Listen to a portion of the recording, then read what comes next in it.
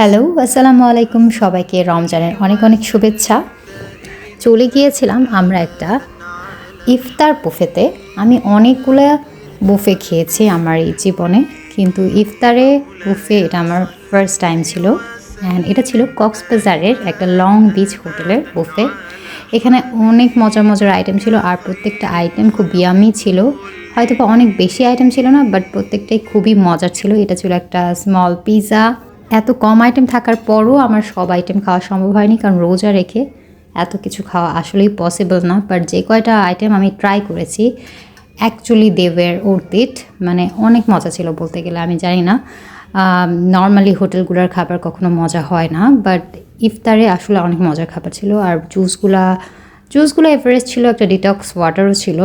আমরা ইফতার শেষে চাও খেয়েছিলাম, এই ব্যবস্থাটাও ওখানে ছিল। তো এতক্ষণ সব আমরা ইফতার আইটেম দেখলাম, আর হোটেলটা খুব সুন্দরভাবে ডেকোরেট করেছে as Eid special, Ramzan special টাইপের। এখন আমরা দেখব হচ্ছে তাদের ডিনার আইটেমগুলো। লাইক এখানে ইফতারের আইটেমগুলো ছিল, ডিনার আইটেমও ছিল, স্যুপ ছিল এক টাইপের, অনেকগুলো সালাদ ছিল। এই সালাদ কর্নারটা,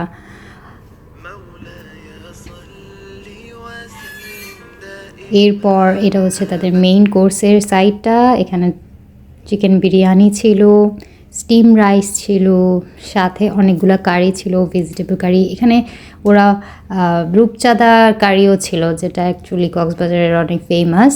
এখন আর গরুর একটা মানে বিফ চাইনিজ সিজলিং টাইপের একটা আইটেম ছিল, যেটা অনেক মজার ছিল।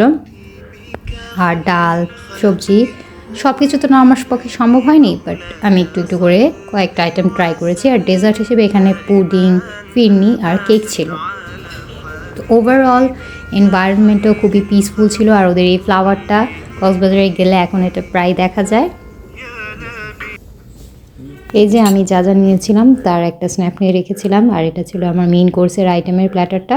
আর হ্যাঁ, ওদের দই বড়াটাও ছিল, যেটা আসলে অনেক টেস্টি ছিল আর রিফ্রেশিং ছিল। তো overall my experience was really good.